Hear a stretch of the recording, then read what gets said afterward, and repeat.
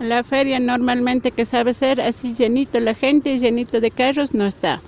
Pero sí hay los carros que vienen a entregar, la gente que vienen a comprar y algunos carros que pueden movilizar, están movilizando. Hoy somos sábado 4 de abril y este día vamos a seguir viendo qué pasa en nuestra ciudad de Otavalo.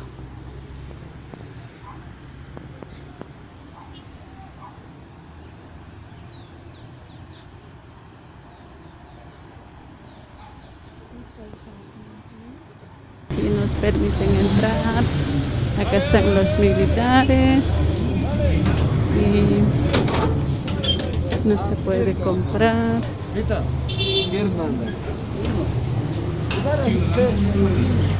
Se solicitan las personas que están en el estado de inmunidad,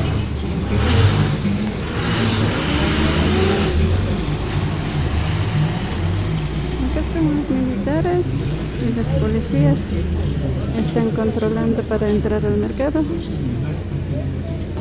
Debe ingresar una sola persona por familia y con las autoridades consideradas medidas iguales. No se permitirá el caso de personas